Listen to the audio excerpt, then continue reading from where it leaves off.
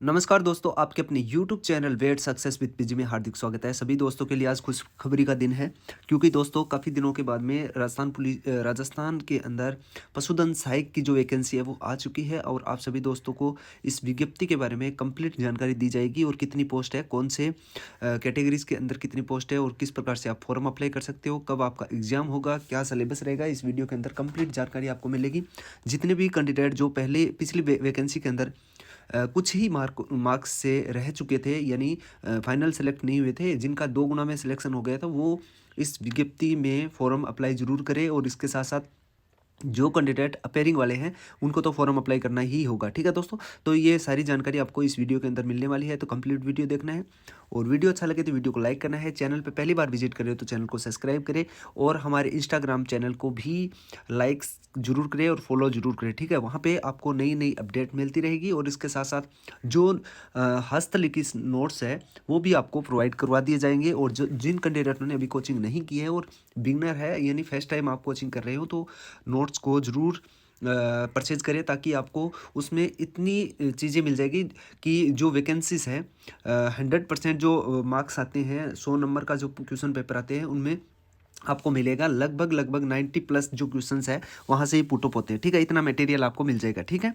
तो आज बात कर लेते हैं कि वैकेंसी है, कितनी वैकेंसी आई है और किस पोस्ट के लिए है और कैसे आवेदन कर सकते हो। देखिए दोस्तों, सबसे पहले मैं आपको बता देता हूँ कि जो वैकेंसी है वो है राजस्थान कर्मचारी चयन बोर्ड द्वारा नोटिफिकेशन जारी कर दिया गया है और विज्ञापन जो संख्या है वो यहाँ पे देख सकते हो, पशुधन सहायक भर्ती 2024 के लिए है। जो इंपॉर्टेंट चीज़ें हैं वही मैं आपको बताने की कोशिश यहाँ पे करने वाला हूँ। ठीक है? यहाँ पे देखिए, पशु पालन विभाग के द्वारा ये नोटिफिकेशन जारी किया गया। राजस्थान पशुपालन अधिनियम या अधीनस्थ सेवा नियम 1977 तथा संशोधित करके इस नियम को यहाँ पे लागू किया गया है। ठीक है? पशुधन सहायक की यानी live stock inspector, live stock assistant की वैकेंसी है और गैर अनुसूचित क्षेत्र यानी नॉन टीएसपी क्षेत्र के लिए 1820 पोस्टें हैं और टीएसपी क्षेत्र के लिए 221 पोस्टें, यानी टोटल 2041 पोस्टें यहाँ पे है। ठीक है? ये जानकारी हो गई। ऑनलाइन आवेदन प्रक्रिया है वो आप कैसे कर सकते हो। इसमें देखिए दोस्तों, सबसे पहले ऑनलाइन आवेदन करने के लिए आपको एसएसओ आईडी पे लॉगिन करना होगा। उसके बाद में वहां से जाके आपको फॉर्म में अप्लाई करना होगा। ओटीआर वन टाइम रजिस्ट्रेशन अगर अभी तक आपने नहीं किया है तो आपको अप्लाई करना होगा। उसकी जो निर्धारित फीस है एक वन टाइम ही लगेगी, यानी जो वन टाइम रजिस्ट्रेशन फीस है, अगर पहले आपने फॉर्म भरा है तो ठीक है, नहीं भरा है तो अभी न्यू भरना होगा और उसकी एक ही यानी वन टाइम आपको रजिस्ट्रेशन फीस देनी होगी। उसके बाद में किसी भी प्रकार की रजिस्ट्रेशन फीस नहीं देनी होगी, ये भी मैं आपको बता देता हूँ। उसमें जो डॉक्यूमेंट चाहिए वो चाहिए, देखिए, मूल प्रमाण पत्र, 10वीं की मार्कशीट, जो भी प्रक्रिया है वो आपको लागू करनी है। एसओसी आईडी के माध्यम से आपको यहाँ पे आवेदन करना होगा। ठीक है? इसके साथ साथ देखिए दोस्तों, यहाँ पे जो महत्वपूर्ण चीज़ें हैं वो मैं आपको बताने की कोशिश कर रहा हूँ। जो सीएससी सेंटर है उसकी जो फीस है वो निर्धारित फीस आपको देनी होगी। उस सीएससी सेंटर के माध्यम से आपको देना होगा। देखिए दोस्तों, जो अनुसूचित जनजाति है उनके लिए 400 रुपये, समस्त दिव्यांग हेतु है उनके लिए भी 400 रुपये यहाँ पे फीस निर्धारित की गई है। उसके बाद में गैर अनुसूचित क्षेत्र है उनके लिए यहाँ पे दी गई है कि कितने पोस्टें हैं, कौन सी कैटेगरीज़ की। तो यहाँ पे मैं आपको बताने की कोशिश करूँगा। थोड़ा ज़ूम आउट कर लेता हूँ, उसके बाद में बता देता हूँ आपको। देखिए, 1820 पोस्टें हैं, उसके बारे में हम बात करने वाले हैं। सामान्य के लिए जो जो कैटेगरीज है, यूआर कैटेगरी यानी जनरल कैटेगरीज हैं, उनके लिए सामान्य के लिए 458 पोस्टें हैं। पुरुष के लिए सामान्य महिला के लिए 130 पोस्टें हैं।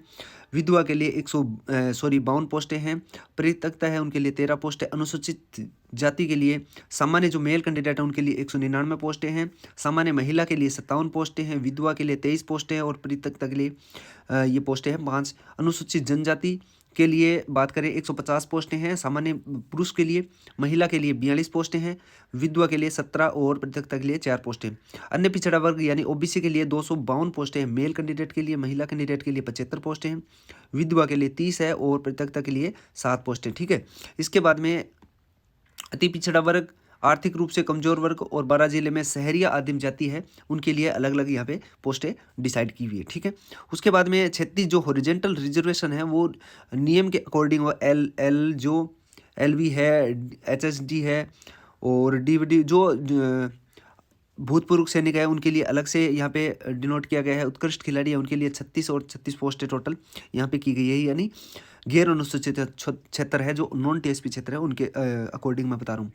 टीएसपी क्षेत्र के लिए यहाँ पे जो पोस्टें हैं वो है सामान्य जो पुरुष है उनके लिए 78 पोस्टें हैं।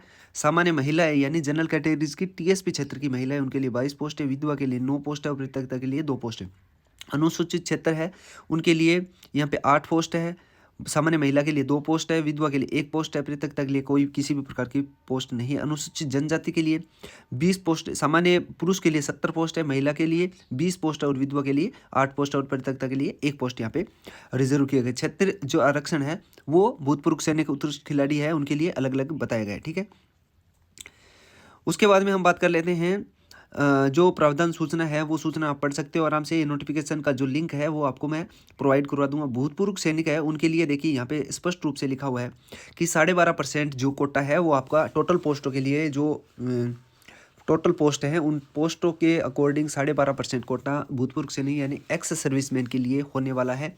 तो आप निश्चित रहिए जितने भी एक्स सर्विसमैन हैं टोटल पोस्टों का 12.5% आपको रिजर्वेशन मिलने वाला है। जिस प्रकार से वहाँ पे दिखाया गया है यानी कैटेगरीज वाइज आपको 12.5% आपको स्पेशली कोटा मिलने वाला है। उसके बाद में उत्कृष्ट खिलाड़ी के लिए अलग से रूल बने हुए हैं कि 2% आरक्षण आपको उत्कृष्ट खिलाड़ी जो भी है उनको मिलेगा। और उत्कृष्ट खिलाड़ी के लिए कौन सी कैटेगरीज के लिए क्या क्या चाहिए वो यहाँ पे लिखा गया है। देखिए अंतर्राष्ट्रीय आपके पास सर्टिफिकेट कौन सा हो सकता है, ये सर्टिफिकेट हो सकता है आपके पास में पहला सर्टिफिकेट हो सकता है कि अंतर्राष्ट्रीय ओलंपिक्स जो है, देखिए यहाँ पे बता देता हूँ आपको। अंतर्राष्ट्रीय ओलंपिक समिति में अगर आपने ओलंपिक्स गेम्स खेले हैं ग्रीष्म काल तो आप इसमें आपका जो सर्टिफिकेट है वो वैलिड होगा। सेकंड है एशियन ओलंपिक परिषद के अगर सदस्य हो आप या एशियंस गेम्स खेले हैं तो आप इसमें एलिजिबल हो। दक्षिण एशियाई ओलंपिक्स परिषद के अगर सदस्य हो या आपने खेले हैं या दक्षिण एशियाई गेम्स खेले हैं या पार्टिसिपेट किया है तो आप इसमें एलिजिबल हो। चौथा है राष्ट्रीय मंडल जो खेल है राष्ट्रीय मंडल गेम्स है उसमें अगर पार्टिसिपेट हो या फिर मेडल जीता है आपने तो इसमें एलिजिबल हो, आपके पास वो प्रमाण पत्र होना चाहिए। अंतर्राष्ट्रीय पांचवा है अंतर्राष्ट्रीय ओलंपिक समिति में अंतर्राष्ट्रीय खेल परिषद के संघ के सदस्य या फिर पार्टिसिपेट हो चुके हो आप या विश्व कप या विश्व चैंपियंस रहे हो तो आप इसमें एलिजिबल हो या आपका सर्टिफिकेट एलिजिबल रहेगा, ठीक है। उसके बाद में एशियन ओलंपिक्स परिषद में संबंध एशियन गेम्स परिसंघ या एशियन चैंपियनशिप में आपने पार्टिसिपेट किया है या फिर आपके पास किसी भी प्रकार का इस प्रकार का एशियन चैंपियनशिप का सर्टिफिकेट है तो आप इसमें एलिजिबल हो।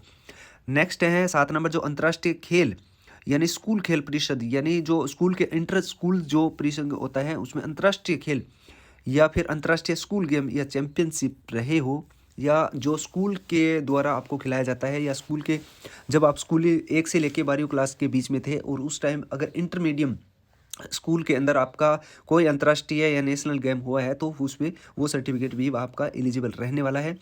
नेक्स्ट है 8 नंबर है वो एशियन स्कूल गेम परिसंघ या एशियन स्कूल गेम या चैंपियनशिप अगर राष्ट्रीय या एशिया या अंतर्राष्ट्रीय दोनों के अंदर अलग अलग क्राइटेरिया यहाँ पे बता दिया गया है। इसके अलावा कौन सा सर्टिफिकेट आपका एलिजिबल रहेगा वो मैं आपको बता देता हूँ। देखिए ये तो हो गए एशियंस अंतर्राष्ट्रीय टूर्नामेंट्स हो गए, उसके अलावा यहाँ पे स्कूल गेम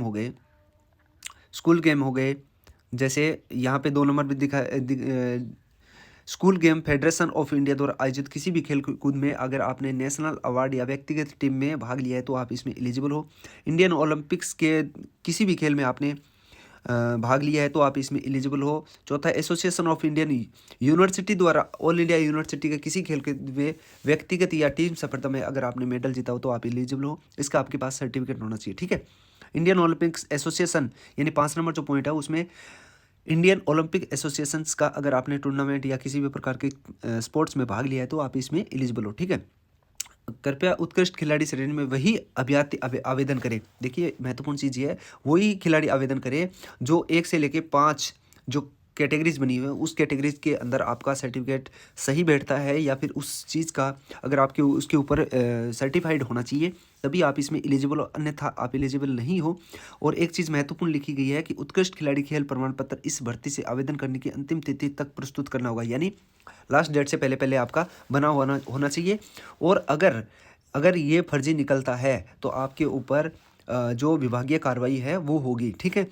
ये भी आपको ध्यान रखना है। अगर फर्जी सर्टिफिकेट लगा दिया है तो आपके ऊपर विभागीय कार्रवाई होगी, ये निश्चित है, क्योंकि पिछली भर्तियों के अंदर भी विभागीय कार्रवाई अभी स्टार्ट हो चुकी है। यानी पिछली जो वैकेंसी निकली थी, LSA लाइव स्टॉक असिस्टेंट की बात नहीं करता, अदर जो वैकेंसी निकली है राजस्थान के अंदर उसकी बात कर रहा हूँ, ठीक है। आपकी आँख जो लो विजन्स है, वो भी आपकी आँख का जो कितनी देख सकते हो, कितने बाई कितने का होना चाहिए, 6/9, 6/12, 12/13, ये आपकी जो आँख जो देख सकते हो, ये आँख का जो साइज़ है वो होना चाहिए, ठीक है। चश्मे का साइज़ ये होना चाहिए, तब आप इसमें एलिजिबल हो।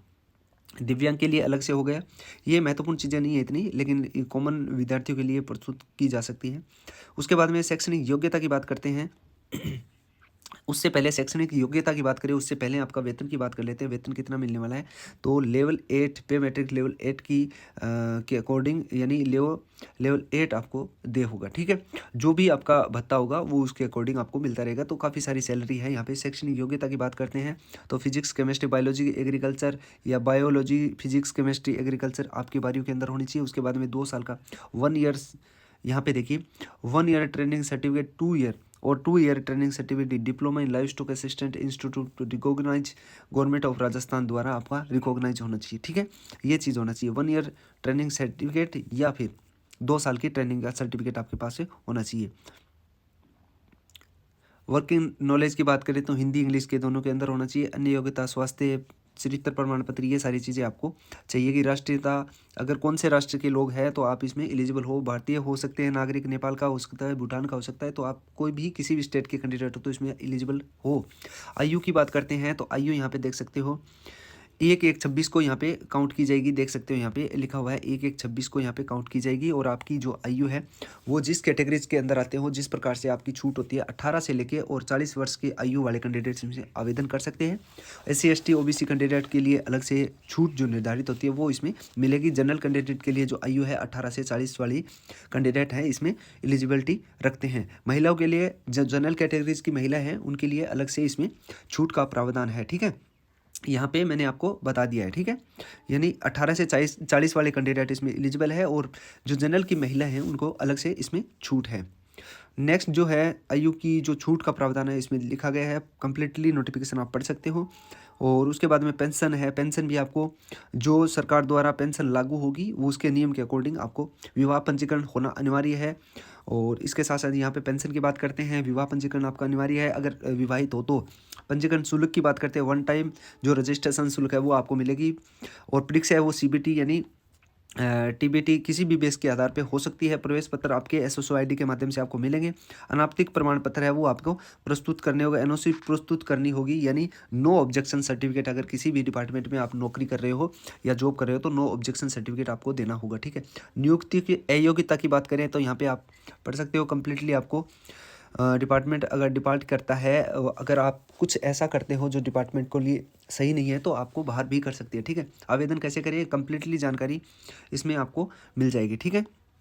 उसके बाद में जो महत्वपूर्ण चीज़ें हैं वो आपको बताने की, फोटोग्राफी है वो अपलोड 1 माह पुराना अपलोड नहीं होना चाहिए, यानी 1 माह से पुराना आपका फ़ोटो नहीं होना चाहिए, पुराना नहीं होना चाहिए, नया फ़ोटो होना चाहिए।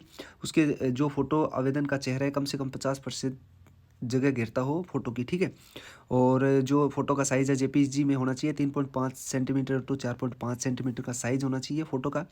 और फोटो JPG के पिक्सल के अकॉर्डिंग 240 से 320 पिक्सल होना चाहिए, या फिर अधिकतम 480 से 640 होना चाहिए, ठीक है। 100 KB में 50 फाइल का आकार होना चाहिए, 50 से 100 KB के बीच में स्कैन का फोटो का साइज़ होना चाहिए 100 KB। और परीक्षा के समय और प्रमाण पत्र पे लगी हुई जो उपस्थिति प्रमाण पत्र लगी हुई फोटो हुआ है उम्मीदवार के पास होनी चाहिए। हस्ताक्षर जो अपलोड करो वो आपके इस बेस में होने चाहिए, ठीक है। ये सारी चीज़ें आपको ध्यान में रखनी है। विशेष टिप्पणी अगर हो तो भी आप बता सकते हो।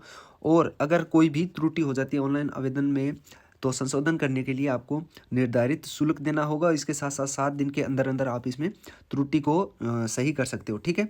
ये महत्वपूर्ण चीज़ें, ऑनलाइन आवेदन की जो प्रक्रिया है वो भी आपको शैक्षणिक योग्यता आपकी कंप्लीट होने के बाद में ही होनी चाहिए। और श्रुति लेखन की सुविधा है वो भी आपको दी जाएगी, ठीक है। अभ्यर्थी के प्रमाण पत्र सही होने चाहिए, डिग्री डिप्लोमा जो भी है इसमें एलिजिबिलिटी वाले कैंडिडेट है वो उसके सारे डॉक्यूमेंट कंप्लीट होने चाहिए, यहाँ पे लिखा हुआ है। ठीक है, जो शॉर्ट चीज़ें हैं वो मैं आपको बताने की कोशिश कर रहा हूँ, जितना हो सकता है उतनी शॉर्ट चीज़ें बताने की कोशिश कर रहा हूँ, और जो महत्वपूर्ण चीज़ें वो आपको बताने की कोशिश कर रहा हूँ। ठीक है, अब बात कर लेते हैं पाठ्यक्रम यानी जो भी सिलेबस है उसके बारे में बात करेंगे।